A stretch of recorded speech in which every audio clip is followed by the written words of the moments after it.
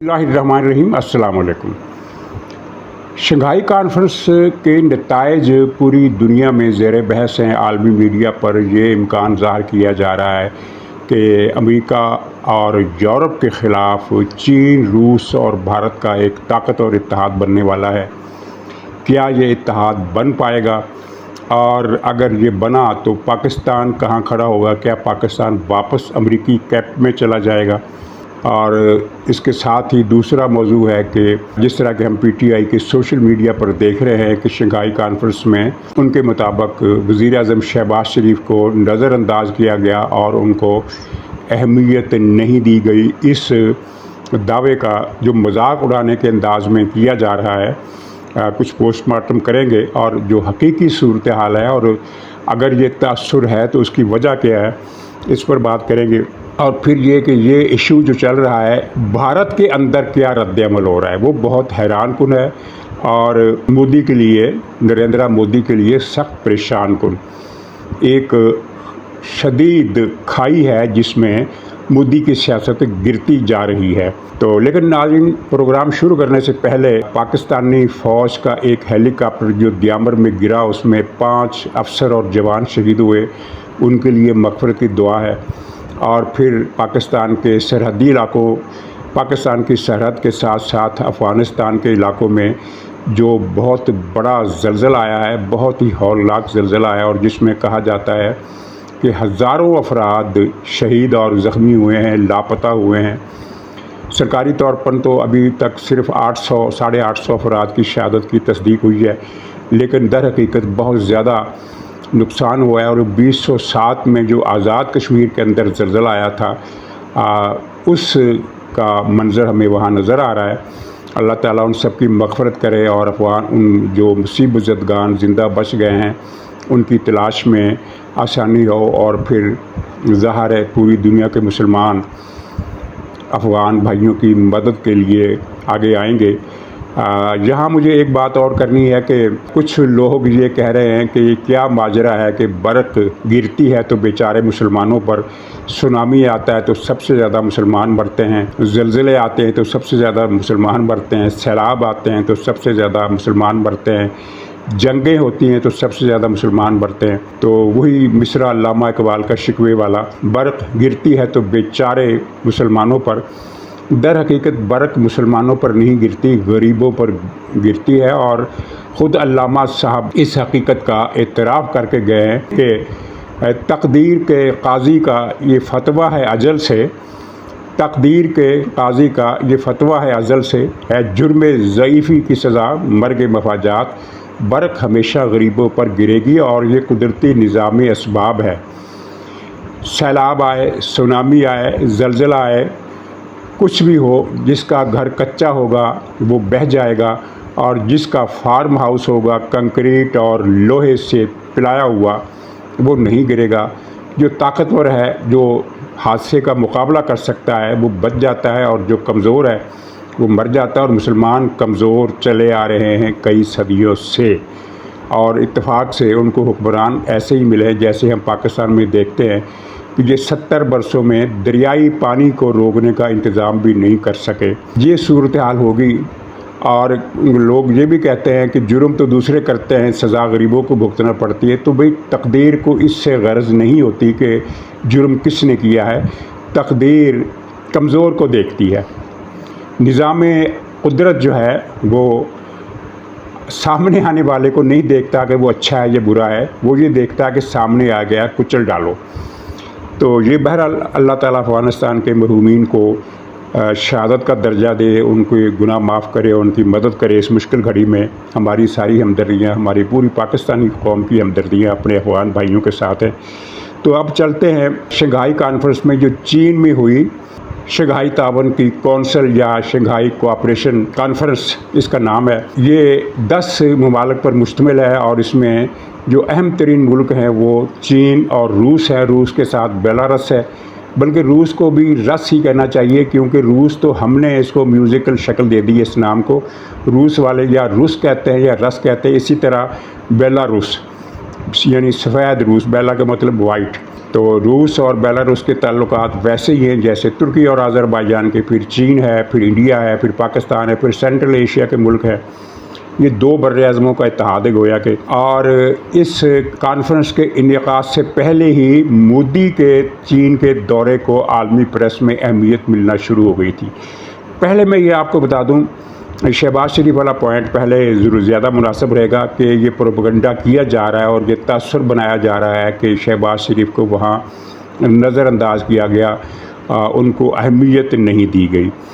और इस तासुर का पोस्टमार्टम तो मैं करता हूँ, लेकिन इस तासुर को तक़वियत चीन के रवैये से भी मिली।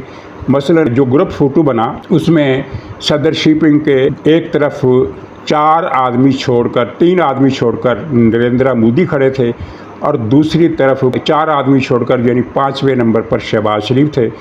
तो लोगों ने कहा कि ये एक दर्जे का फ़र्क है, यानी चीन इंडिया जो है वो पाकिस्तान की निस्बत चीन से 1 पॉइंट करीब रखा गया है, तो ये पाकिस्तान को कोई पैगाम दिया गया है। इसके अलावा एक फ़ोटो कॉन्फ्रेंस के स्टेज का जो मंज़र दिखाया गया, तस्वीर दिखाई गई, वो मुझे भी समझ में नहीं आ सकी।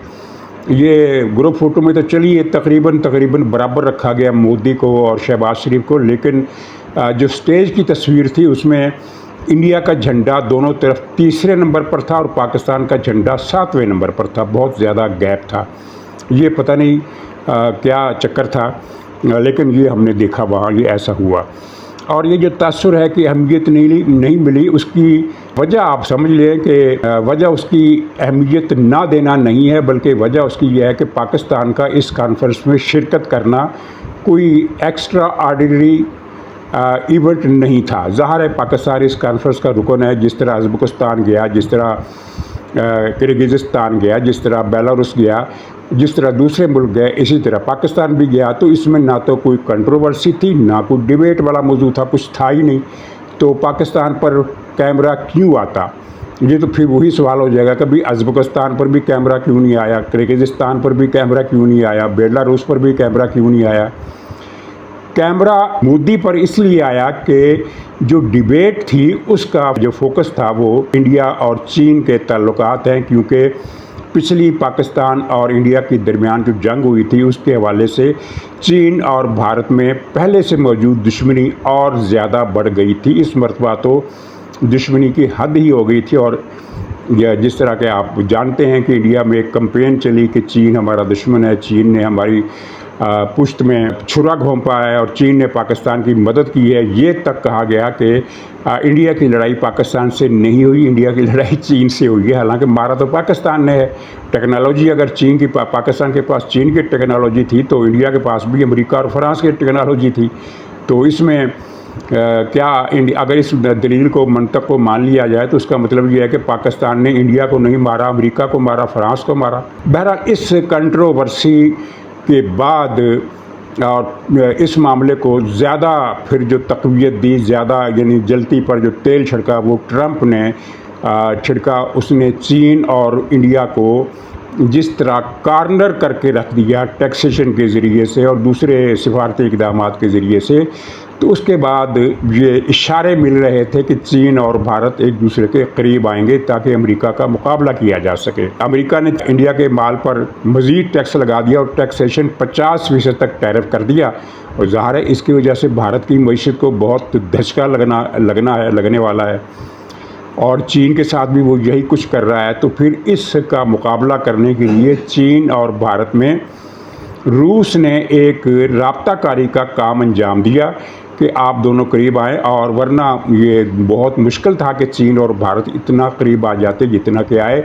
और ये कुर्बत आप इनकी तकरीरों से अंदाज़ा लगा सकते हैं। मसलन मैं आपसे अर्ज़ करता हूँ कि चीन के सदर शी ने ये कहा कि भारत हमारा साझेदार बन जाए, तरक्की में हमारा शराकतदार बन जाए। ये बहुत बड़ी पेशकश है। फिर उन्होंने कहा कि भारत को हमारे साथ स्ट्रेटजिक इत्तेहाद करना चाहिए। ये भी कम बड़ी बात नहीं है, ये भी बहुत अहम बात है। जवाब में नरेंद्र मोदी ने इत्तेफाक ज़ाहिर किया और फिर दोनों के दरमियान जो मुलाकात हुई उसमें ये कहा गया कि भारत और चीन इत्तेफाक कर चुके हैं कि सरहदी तनाज़ात हल करते हैं। अच्छा, शहबाज शरीफ का थोड़ा सा जिक्र और हो जाए। ये एक रस्मी चीज़ थी, यानी को पाकिस्तान को फोकस में कोई आने की कोई तवक्को भी नहीं थी। कोई इशू ऐसा नहीं था कि जिसकी वजह से पाकिस्तान फोकस में आए। अगर तन्हा वज़ीर आज़म शहबाज शरीफ ने वहाँ का दौरा किया होता और इस दौरे में कोई राज़ो नियाज़ की बातें की होती तो फिर तो इसको फोकस में लाना ही पड़ता आलमी मीडिया को। लेकिन यहाँ तो नॉर्मल सूरत हाल थी। और दूसरी एक वजह और भी है जो इसी ताल्लुकात के इसी सारे हवाले से जुड़ी हुई है। चीन कुछ मामलात पर पाकिस्तान के बारे में तशवीश का शिकार है। उसने अभी तक ऐसा कोई बयान नहीं दिया, लेकिन जो बॉडी लैंग्वेज होती है मुल्कों की इधर उधर के इक़दामात से, उनसे इशारा मिलता है कि चीन को कुछ तशवीश है।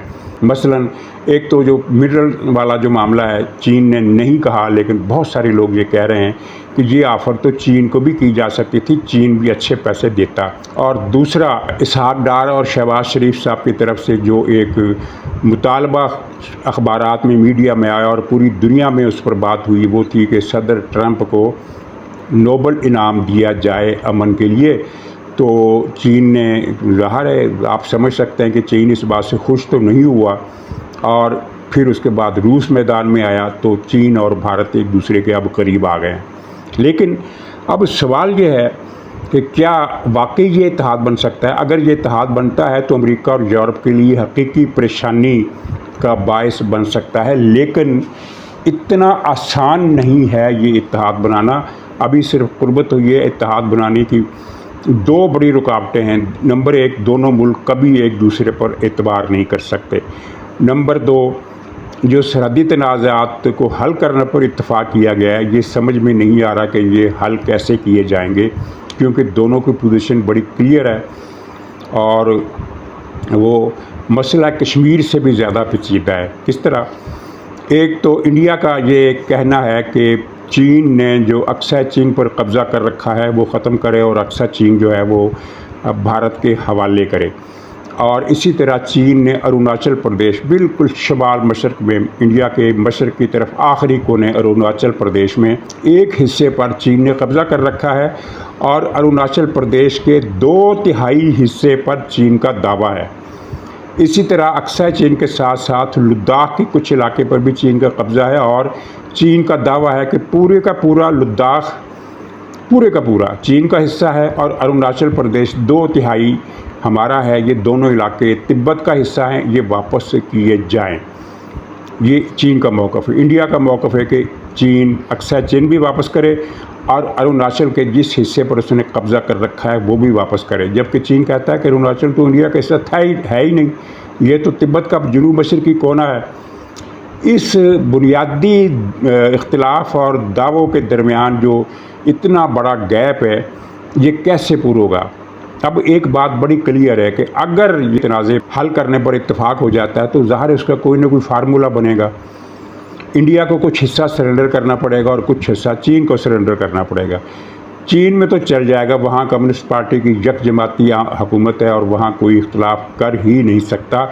लेकिन भारत में तो भारत की इस्टेब्लिशमेंट, भारत की ब्यूरोक्रेसी, भारत का मीडिया, भारत की एलीट क्लासेस, बल्कि निचले दर्जे तक जो जुनूनी क्लासेस होती हैं, वो तो उस हुक्मरान को निशाने इबरत बना देंगी जो भारतीय इलाके को चीन के सामने सरेंडर करेगा। मसलन क्या मोदी इतनी ज़रूरत रखता है कि वो ये कह दे कि भाई अरुणाचल का जो हिस्सा चीन के पास है वो चीन का हम मान लेते हैं और जो हमारे पास है वो हमारा रहेगा? यही फार्मूला बनता है ना। अक्सा चीन का, लद्दाख हमारा। क्या ये फार्मूला तय करके, इस तरह का समझौता करके कोई भी भारतीय हुक्मरान, हुकूमत तो क्या दुनिया में भी रह सकता है, ज़िंदा भी रह सकता है? मुमकिन नहीं है। ये बहुत ही मुश्किल बात है ये तनाज़ा हल होना। और दूसरी सूरत फिर ये हो सकती है कि दोनों मुल्क तय कर लें कि ठीक है, हम इस तनाज़े को सर्द खाने में रख देते हैं, यानी अपना दावा बरकरार रखते हैं, दावा वापस नहीं लेते, लेकिन इसको सर्द खाने में रख देते हैं और इसको एक तरफ रखते हुए हम आपस में आगे ताल्लुकात बढ़ाते हैं। लेकिन जहाँ भी मसला वही है बदएतमादी का, और ख़ास तौर पर इंडिया के अंदर चीन के ख़िलाफ़ बहुत बड़ा रिएक्शन है, जो हमने ये शंघाई कॉन्फ्रेंस के मौके पर देखा इस रद्द-ए-अमल को अगरचे जो मोदी मीडिया है, मोदी का हामी मीडिया जिसको गोदी मीडिया का नाम दिया गया है, उसने तो ये कहा कि बस मोदी छा गया और मोदी ने ये कर दिया और वो कर दिया। लेकिन भारत के अंदर क्या हो रहा है, वहाँ मोदी की वो दुर्गत बन रही है जिसका मोदी ने तो क्या, किसी दुश्मन ने भी तसव्वुर नहीं किया हुआ कि मोदी के साथ ये होगा। गालियाँ दी जा रही हैं, बस माँ बहन की गालियाँ नहीं दी जा रही, बाकी सारी गालियाँ उसको दी जा रही हैं।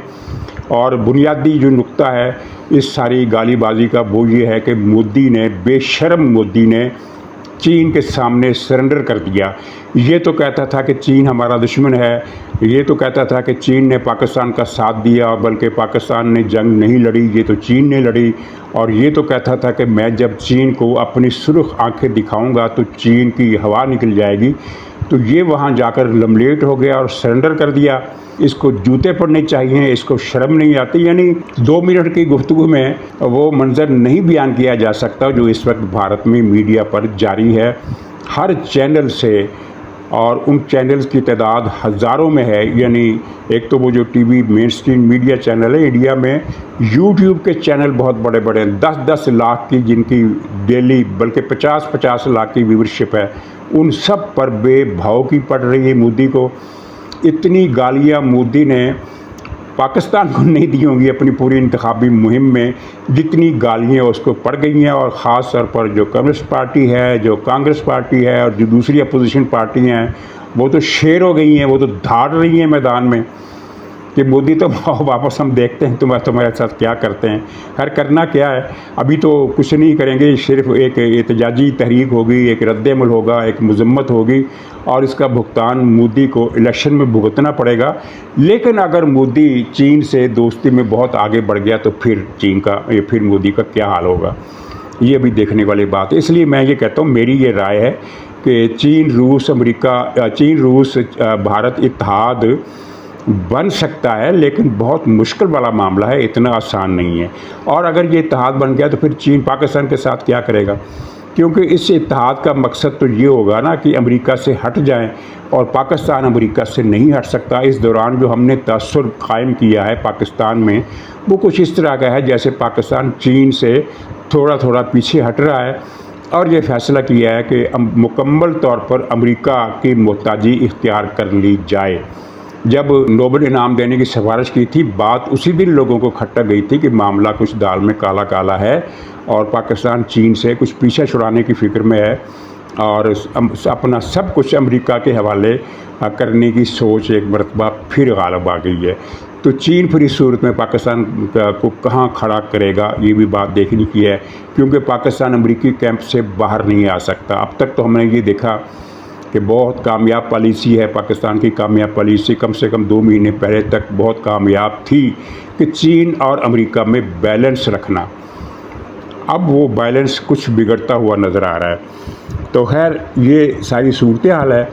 और आखिर में ये जो पाकिस्तान का MI का जो हेलीकॉप्टर तबाह हुआ है, जिसमें 3 अफसर और 5 अफसर और जवान शहीद हुए हैं, उस पर जो PTI का रद्द-ए-अमल है वो बहुत ही लोगों को दुखी कर देने वाला है, हैरान कर देने वाला। लेकिन मैं तो हैरान बिल्कुल नहीं हूँ। PTI वो पार्टी है जिसकी रगों में पाकिस्तान से दुश्मनी और नफ़रत कूट कूट कर इस हद तक भरी हुई है कि मज़ीद नफ़रत और दुश्मनी की गुंजाइश बाकी नहीं रही। PTI के लोगों की रगों में पाकिस्तान से नफ़रत के अलावा कुछ भी नहीं है।